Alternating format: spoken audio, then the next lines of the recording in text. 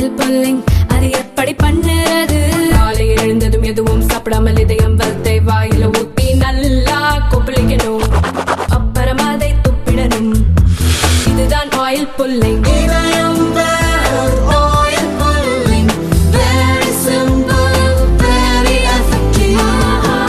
இந்த நிலையில நம்மோடு பாஜகவின் மாநில செயலாளர் திரு எஸ்.ஜி. சூர்யா அவர்கள் இணைந்திருக்கிறார். வணக்கம் சார். வணக்கம். இப்ப நம்ம பாக்குறோம் இன்கம் டாக்ஸ்ல ஒரு முக்கியமான ரிலீஃப் மிடில் கிளாஸுக்கு கொடுத்திருக்கிறாங்க. ரொம்ப மகிழ்ச்சிகரமான செய்தி. பட் ஆனா இதுல நீங்க பார்க்கக்கூடிய விஷயங்கள்லாம் என்ன நினைக்கிறீங்க? நான் அப்புறம் கொஸ்டின்ஸ்க்கு வரேன். முதல்ல மிடில் கிளாஸ் வர்க்கத்திலிருந்து கடந்த ரொம்ப ஆண்டுகளாவே இந்த கோரிக்கை இருந்தது. நம்ம ஆட்சிக்கு வந்தோடனே 2 லட்சத்துல இருந்து கிட்டத்தட்ட 7 லட்சம் வரைக்கும் கடந்த 10 ஆண்டுகள்ல அந்த உச்சவரம்பு உயர்த்திட்டே வந்தோம். இன்னைக்கு 12 லட்சம் வரைக்கும் உயர்த்தி இருக்கோன்றதுனால நிதியமைச்சர் பாராளுமன்றத்திலே சொன்ன மாதிரி 1,03,000 கோடி ரூபாய் அரசுக்கு வருவாய் இழப்பு இருந்தால் கூட மத்தியத்தர வர்க்கத்தினர், அதாவது அவர் பேசும்போதே சொன்னாரு, மிடில் கிளாஸ் பீப்புள் கட்டக்கூடிய வரியினாலதான் இந்த நாடு வந்து இவ்வளவு வளர்ந்திருக்கு, அதுல அவர்கள் ஆற்றிய பங்கு வந்து மிக மிக பெரிதானது அப்படின்றது. அவர்கள்கிட்ட ஒரு மிகப்பெரிய மனக்குமுறல் இருந்துட்டே இருந்தது. எங்களுக்கான ரெக்கக்னிஷன் இல்லை, எங்களுக்கான எந்த ஒரு சலுகைகளும் கொடுக்கப்படுறது இல்லை அப்படின்றது வந்து ஒரு மிகப்பெரிய ஒரு விஷயமா நம்ம பாக்குறோம். கடைசியா வந்த அறிவிப்புனாலும் அது ஒரு பிளாக் பஸ்டர் அறிவிப்பு மாதிரி வந்திருக்கு. அது போக அதற்கு முன்பு சொல்லப்பட்ட பல விஷயங்கள், உதாரணமாக விவசாயிகளுக்கான கடன் அட்டையில வந்து கடன் உச்சவரம்பு 3 லட்சத்துல இருந்து 5 லட்சம் வரைக்கும் உயர்த்தினதாகட்டும், மருத்துவக் கல்லூரிகள்ல இடம் உயர்த்தப்படுவதாகட்டும், பழங்குடியின பெண்களுக்கு வந்து வேலை வாய்ப்பு உருவாக்குவதற்கும் தொழில் முனைவர்களாக ஆக்குவதற்கு 2 கோடி வரை கடன் கொடுக்கணும்ன்ற பொருள் திட்டமாகட்டும், இது எல்லாமே ஏற்கனவே 10 ஆண்டுகளா நடந்துட்டு இருக்கக்கூடிய வளர்ச்சியின் பால். அதை போய் தொடர்ந்து போறதுக்கான ஒரு அருமையான ஒரு பட்ஜெட்டா நம்ம பார்க்கிறோம். இன்னும் டீடைல்டா பட்ஜெட் டாக்குமெண்ட் பார்த்தோம்னா மற்ற விஷயங்கள்லாம் நமக்கு தெரியும். ஓவரால் போன பட்ஜெட் மாதிரியே இன்ஃப்ராஸ்ட்ரக்சர் ஸ்பெண்டிங்ல அதிக அளவு கவனம் கொடுத்திருக்காங்க அப்படின்றது நம்ம பார்க்க முடியும். இன்ஃப்ராஸ்ட்ரக்சர் ஸ்பெண்டிங் வந்து தொடர்ந்து பாஜக அரசு வந்து அதை மாறுதட்டி கொண்டிருக்கிறதும் சொல்லலாம். பெருமை மிகு விஷயம். உண்மையா டேட்டாவும் அதான் சொல்லுது, இல்லைன்னு சொல்ல. தொடர்ந்து வந்து கேபெக்ஸ் ஸ்பெண்டிங் அப்படின்னு சொல்லக்கூடிய கேபிட்டல் எக்ஸ்பெண்டிச்சர், மூலதன செலவு அதிகரித்து கொண்டே வருகிறது. கடந்த ஆண்டு பார்த்தோம் 11,11,000 கோடி ரூபாய் வந்து கேபெக்ஸ் ஸ்பெண்டிங்ல உங்களுடைய அரசு செலவு பண்ணியிருக்கு. ஆனா இந்த வருஷம் பாக்குறோம் 10 லட்சம் கோடி ரூபாயாக அது சின்னதா குறைஞ்சிருக்கு. இது எப்படி நம்ம பாக்குறது? ₹1 போட்டா ₹3 லாபம் வருகிறது இன்ஃப்ராஸ்ட்ரக்சர்ல அப்படின்னு சமீபத்துல ஒரு ரிப்போர்ட் வந்திருந்தது. அது ஒரு ஆறுதல் தரக்கூடிய செய்தி. ஒரு ஜிடிபிக்கு, பொருளாதாரத்துக்கு ஊக்கம் தரக்கூடிய விஷயமாக இந்த இன்ஃப்ரா பில்டிங்ன்றது இருக்கக்கூடிய நிலைமையில அதற்கு ஒரு ஒரு அலோகேஷன் குறையுது அப்படின்னா நம்ம அதை என்ன மெசேஜா புரிஞ்சுக்கிறது?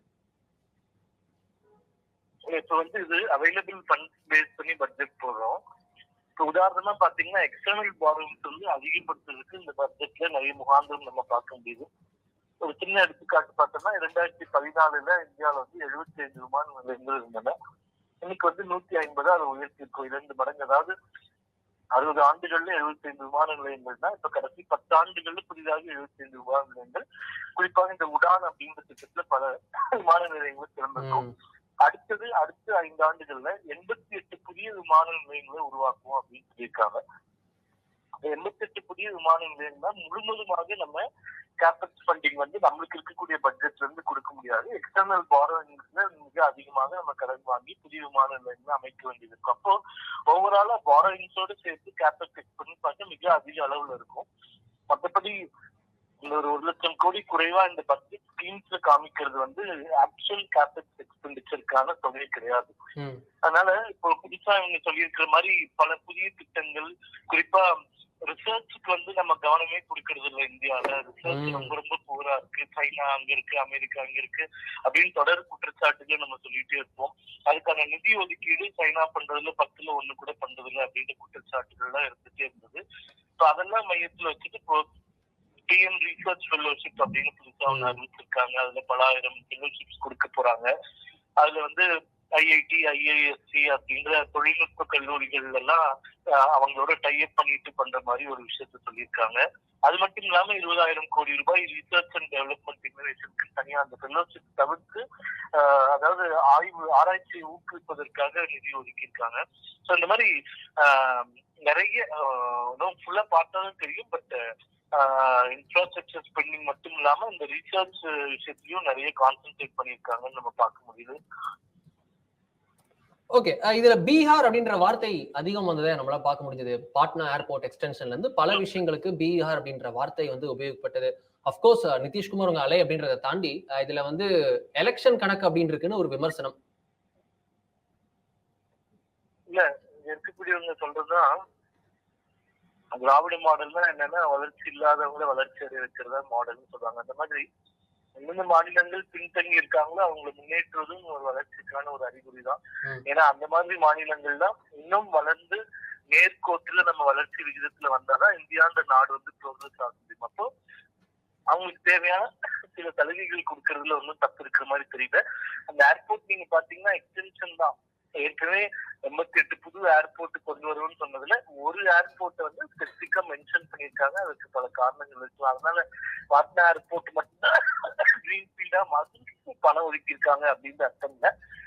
88 விமான நிலையங்கள் புதிதாக டெவலப் பண்றது, ஏற்கனவே இருக்கிறது கிரீன்ஃபீல்டா மாத்துறது, எக்ஸ்பேண்ட் பண்றது, இது எல்லாத்துக்கான திட்டமும் குறைந்தபட்ச நிதி ஒதுக்கீடும் இருக்கும். அதுக்கப்புறம் எக்ஸ்டர்னல் பாரோயிங்ஸ் வச்சு நம்ம பண்ணிடுவோம்.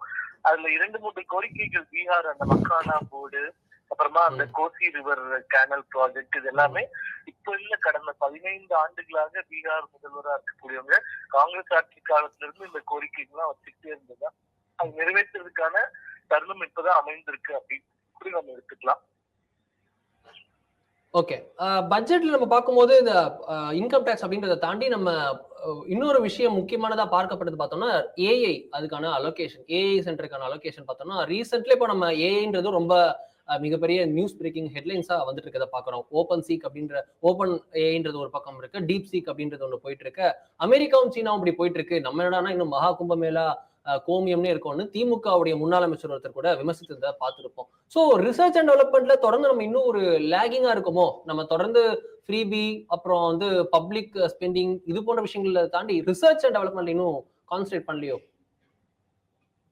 அதாவது 2 விஷயங்கள். இப்ப இந்தியாவே தனியாக பிரத்யேக ஒரு ஏஐ செயலியை வந்து ரெடி பண்ணிட்டு இருக்கோம். அஸ்வினி வைஷ்ணவ் 2 நாட்களுக்கு முன்னாடி சொல்லியிருந்தாரு. அந்த ப்ராசஸ் போயிட்டு இருக்கு. இப்போ அந்த டெக்னாலஜி ஏஐ மட்டும் இல்லாம ஓவரால் ரிசர்ச் சயின்ஸ் அண்ட் டெக்னாலஜிக்கு நம்ம ஒதுக்கக்கூடிய நிதி பாத்தீங்கன்னா 2014 எங்க இருந்தது, இப்ப என்ன இருந்தது, what percentage of total budget எடுத்து பாத்தீங்கன்னா இப்ப நம்ம வந்திருக்கக்கூடிய அந்த இன்க்ரீஸ் வந்து உங்களுக்கு தெரியும். 10 ஆண்டுகள்ல கிட்டத்தட்ட 100% மேல வளர்ச்சி இருக்கு. இப்ப இந்த மாதிரி துறைகள்ல பாத்தீங்கன்னா ஒரேடியா ஒரு ஆண்டுலயே வந்து நம்ம வந்து ஒரு 1 லட்சம் கோடி இல்ல 2 லட்சம் கோடி 10 லட்சம் கோடி அப்படின்னு இன்வெஸ்ட் பண்ணி ரிசல்ட்ஸ் கொண்டு வர முடியாது. இதெல்லாம் ஏஜிங் ஃபீல்டு கொஞ்சம் கொஞ்சமா step by step progress by progress தான் நம்மளால காட்ட முடியும். அதனால கடந்த 2014 வரைக்கும் இதுல கான்சென்ட்ரேட் பண்ண விஷயங்கள் இல்ல இதற்கு கொடுக்கப்பட்ட முக்கியத்துவம் வந்து மிக மிக மிக மிக சொற்பமாக இருந்தது. அங்க நம்ம வந்து ஏர்லி லீட் அட்வான்டேஜ் எடுக்காத காரணத்தினாலதான் இன்னைக்கு சர்வதேச அளவுல இன்னைக்கு சைனாவும் அமெரிக்காவும் R&Dக்கு வந்து பட்ஜெட்ல 10% ஸ்பெண்ட் பண்றாங்கன்னு உதாரணமா எடுத்துக்கிட்டோம்னா நம்ம வந்து ஒரு 5% தான் ஸ்பெண்ட் பண்றோம்னா இது 2014 1%க்கும் குறைவாக இருந்தது. இப்ப அந்த பட்ஜெட் ஃபுல்ஃபில் பண்றதுக்கு தான் கடந்த 10 ஆண்டுகளா நம்ம போராடிட்டு இருக்கோம். நிச்சயமா இது உலக அளவுல கம்பேர் பண்ணும்போது குறைந்த தொகையாக குறைந்த பெர்சன்டேஜ் ஆஃப் எக்ஸ்பென்சஸ் ஆர் எக்ஸ்பெண்டிச்சரா இருந்தா கூட கடந்த 10 ஆண்டுகள்ல இது மிகப்பெரிய அபார வளர்ச்சி. இந்த பேஸ்ல தான் நம்மளால பண்ண முடியுமே தவிர ஒரேடியா 0ல இருந்தோ 1ல இருந்தோ 10% 20% பண்ற இந்த துறைக்கு நம்மளால ஒதுக்க முடியாது. அதற்கான கெப்பாசிட்டி பில்டிங் தேவை. இப்ப அதனுடைய ஒரு வாய்ப்பா தான் 50,000 அட்டல் டிங்கரிங் லேப்ஸ் வந்து புதுசா இன்னும் ஆரம்பிக்கிறோம்னு சொல்றாங்க. ஏற்கனவே நம்ம பார்த்த மாதிரி அட்டல் டிங்கரிங் லேப்ஸ் வந்து எல்லா பள்ளிக்கூடங்கள் கல்லூரிகள்ல மிக சிறப்பாக செயல்பட்டு கொண்டிருக்கின்றன. அந்த மாதிரி கெப்பாசிட்டி பில்டிங் நம்ம இயர் ஆன் இயர் பண்ணும் போதுதான் ஃபியூச்சர்ல இன்னும் அதிக தொகையை வந்து நம்ம ஆராய்ச்சிக்காக ஸ்பெண்ட் பண்ண முடியும். அதற்கான ரிசோர்சஸ் கெப்பாசிட்டி இது எல்லாமே பில்ட் பண்ணணும். அது மிக சரியான பாதையில இந்த அரசாங்கம் பயணிச்சுட்டு இருக்கிறதா நம்ம பார்க்கிறோம். ஃபைனல் கொஸ்டின், இதுல வந்து தமிழகத்திற்கு என்று ஸ்பெசிபிக் திட்டம் இல்லை. நெக்ஸ்ட் இயர் ஏதாவது எதிர்பார்க்க முடியுமா? அசம்பிளி எலெக்ஷன்ஸ் தமிழகத்துக்கு வரக்கூடிய நிலைமையில ஏதாவது வருவதற்கு எதிர்பார்க்கலாமா? இல்ல ஏதாவது தமிழக பாஜக முன்னெடுக்கும் ஸ்பெஷல் திட்டங்கள்? நல்ல ஞாபகம் இருக்கு. போன வருஷம் பட்ஜெட் வரும்போது தமிழகத்துக்கு எதுவும் இல்லைன்ற ஒரு குற்றச்சாட்டு. ஆமா, பீகாருக்கே போன வருஷம் இல்லையே, பீகார் அசம்பிளி எலெக்ஷன்ஸ் வந்தோன்னு இந்த வருஷம் இருக்குன்ற மாதிரி விமர்சனம் இருக்குல்ல. அதாவது பட்ஜெட் ஸ்பீச்ல தான் வார்த்தை இடம் பெறலையே தவிர பட்ஜெட்ல இடம் பெற்றிருக்கும். போன பட்ஜெட்லயும் ஃபுல் பட்ஜெட் டெக்ஸ்ட் நம்ம எடுத்து பார்த்தோம்னா சென்னைக்கு இருக்கக்கூடிய சில முக்கிய ப்ராஜெக்ட்ஸ். இல்ல நிதி ஒதுக்கீடுன்றது எல்லாத்துக்கும் ஒரு ஆவாஸ் யோஜனாவோ இல்ல ஜல்ஜீவன் ஸ்கீமோ இல்ல இன்கம் டாக்ஸ் விதிகளோ எல்லா நாடு முழுக்க பொருந்தும், அது இல்லைன்னு சொல்லல. ஆனா பீகாருக்குன்னு ஒரு சில திட்டங்கள் வருது, அந்தமான் நிக்கோபாருக்குன்னு வருது, ஒரு இண்டஸ்ட்ரி தொடக்க போறோம் அப்படின்னு அசாமுக்கு ஒரு அறிவிப்பு வருது. அது போல தமிழ்நாட்டுக்கு ஏதாவது வருமானு கேக்குறேன்.